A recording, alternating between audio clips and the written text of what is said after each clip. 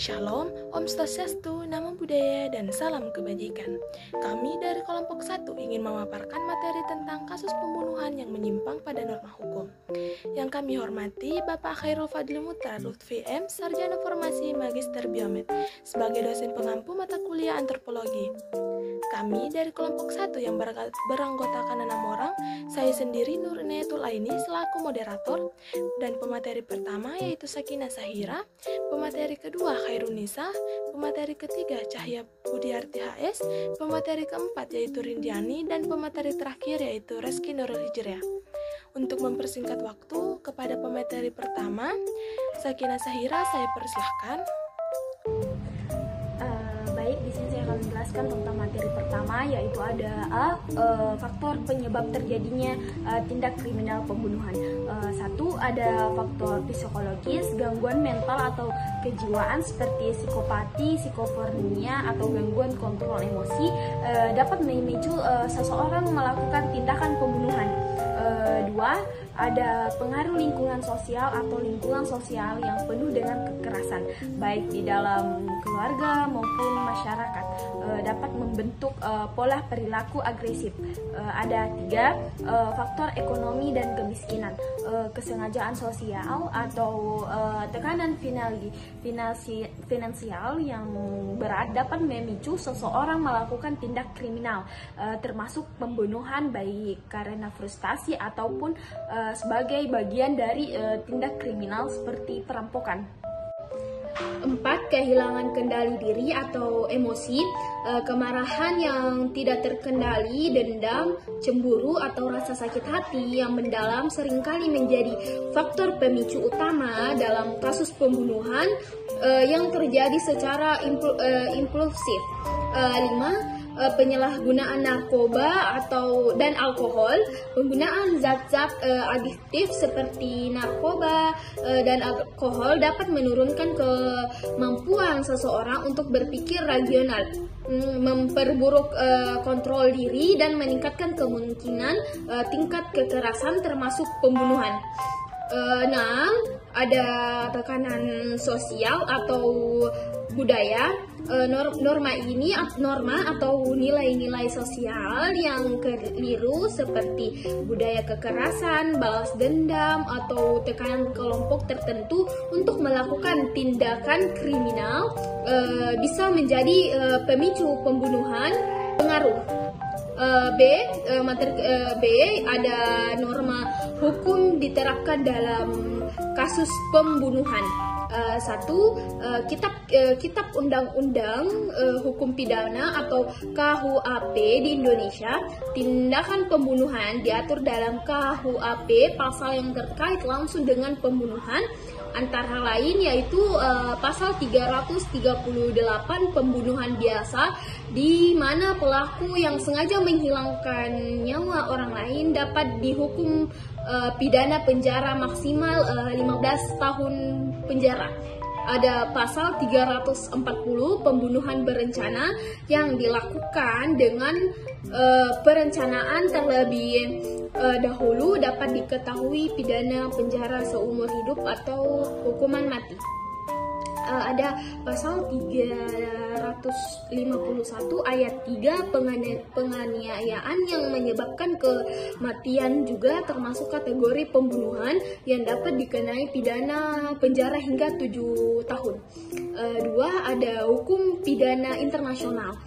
Dalam konteks internasional, pembunuhan yang melibatkan pelanggaran hak asasi manusia berat seperti genosida atau kejahatan terhadap kemanusiaan diatur dalam perjanjian internasional seperti status norma yang mendirikan pengadilan kriminal internasional atau ICC.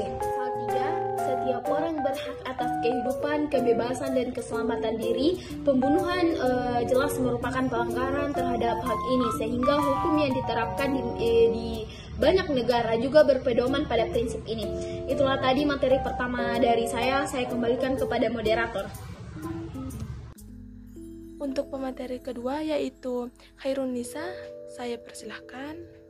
Terima kasih atas kesempatan yang telah diberikan. Di sini saya akan menjelaskan tentang kasus pembunuhan yang menyimpang terhadap norma hukum di lingkungan masyarakat dan sekitarnya.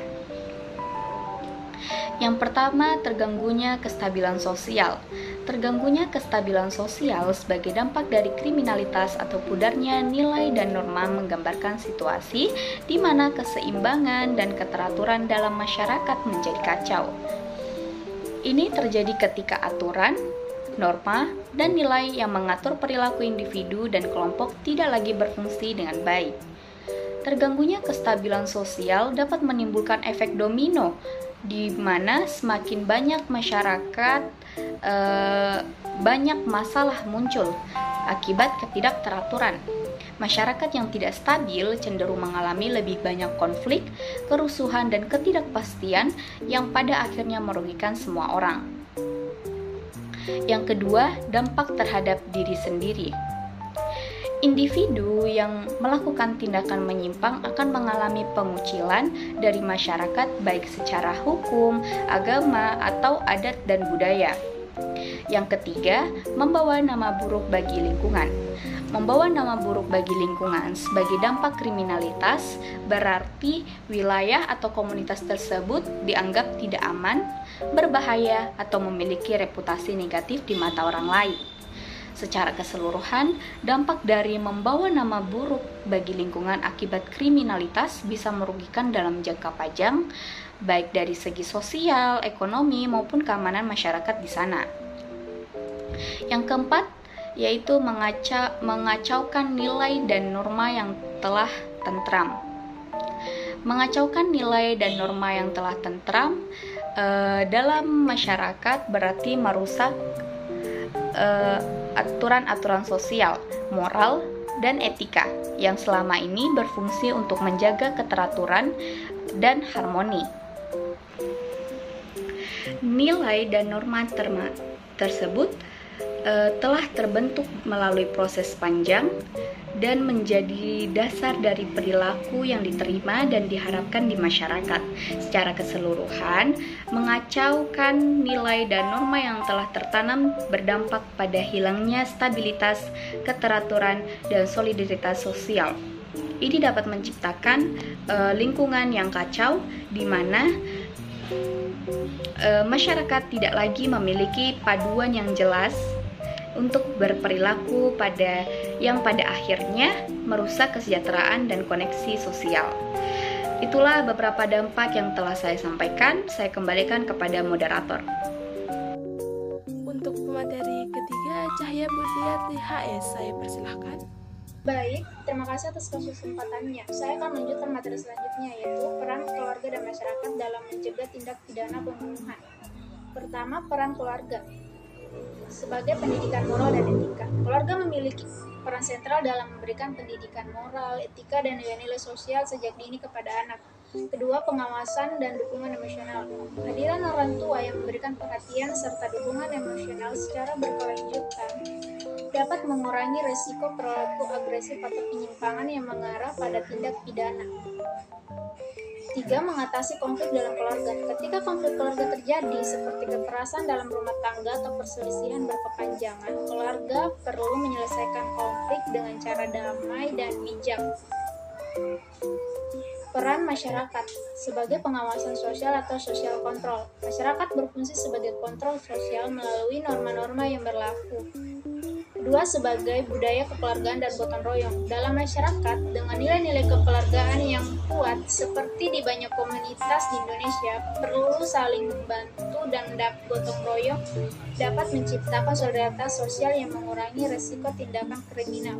Ketiga, kampanye atau anti kekerasan. Masyarakat melalui lembaga sosial atau organisasi keagamaan dapat menyelenggarakan kampanye atau program edukasi tentang pentingnya menghargai kehidupan dan bahaya kekerasan. Sekian dari saya kembalikan kepada moderator. Dan untuk pemateri keempat, yaitu Rindiani, saya persilahkan. Baik, saya akan melanjutkan materi selanjutnya, yaitu Peran media massa dalam membentuk persepsi masyarakat terhadap kasus pembunuhan. Media massa memiliki peran yang signifikan dalam membentuk persepsi masyarakat dalam kasus pembunuhan, baik secara positif maupun negatif. Berikut adalah beberapa aspek peran media massa dalam hal ini. Yang pertama, pengaruh positif. Edukasi dan pemahaman media massa dapat memberikan informasi yang edukatif tentang kasus pembunuhan, membantu masyarakat memahami penyebab dan dampaknya. Hal ini dapat meningkatkan kesadaran masyarakat tentang pentingnya menjaga keamanan dan menghargai nyawa manusia. Yang kedua, pengaruh negatif. Memicu perilaku bunuh diri. Pemberitaan kasus pembunuhan yang tidak disampaikan dengan baik dapat memicu perilaku bunuh diri melalui copycat suicide.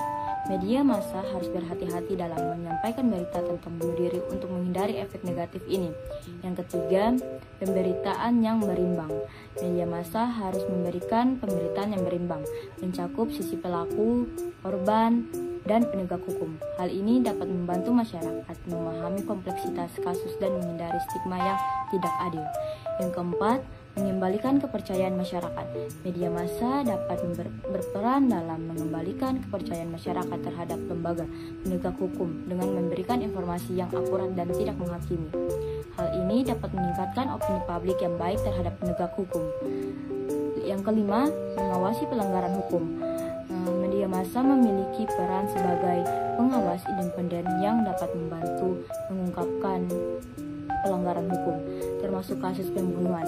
Hal ini dapat meningkatkan transparansi dan akuntabilitas dalam penegak hukum.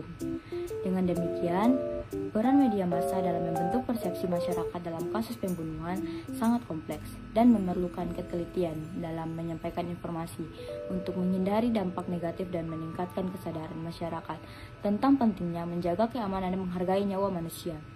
Itu saja dari saya kembalikan kepada moderator. Dan pemateri terakhir, Reski Nurul Hijriah, saya persilahkan. Baik, di sini saya akan melanjutkan materi dari kelompok saya, yaitu upaya pencegahan yang efektif untuk menghindari terulangnya kasus pembunuhan. Pencegah tindakan pidana pembunuhan tidak hanya menjadi tanggung jawab aparat penegak hukum, tetapi juga melibatkan seluruh elemen masyarakat, keluarga, lembaga pendidikan, dan juga media. Berikut adalah beberapa upaya pencegahan yang bisa diterapkan. Yang pertama, peningkatan pendidikan moral dan karakter. Yang kedua, penguatan peran keluarga dalam pengawasan. Yang ketiga, pemberdayaan masyarakat melalui pengawasan sosial. Yang keempat, pengembangan layanan psikologis yang aksesibel. Yang kelima, penegakan hukum yang tegas dan adil. Yang keenam, peran media massa dan media sosial. Yang ketujuh, peningkatan program rehabilitas bagi pelaku. Yang kedelapan, kerjasama antara aparat penegak hukum dan komunitas. Saya kembalikan kepada moderator. Sekian dari presentasi kelompok kami. Sebelum menutup, saya akan membacakan kesimpulan perilaku menyimpang yang mencakup berbagai tindakan yang bertentangan dengan norma dan nilai sosial yang berlaku, memberikan dampak signifikan baik bagi masyarakat maupun lingkungan sekitar. Perilaku menyimpang dapat menyebabkan gangguan terhadap tatanan sosial, memicu meningkatnya konflik, dan menurunkan rasa keamanan di dalam komunitas. Tindakan seperti kekerasan, pencurian, dan penyalahgunaan zat tidak hanya merugikan individu, tetapi juga dapat mengganggu hubungan antar warga dan menimbulkan ketidakpercayaan dalam masyarakat. Mungkin sekian dari presentasi kelompok kami. Jika ada yang ingin ditanyakan, bisa diketik di kolom komentar. Sekian dari kami. Wabillahi taufiq wal hidayah. Wassalamualaikum warahmatullahi wabarakatuh. Om Santi Santi Santi Om.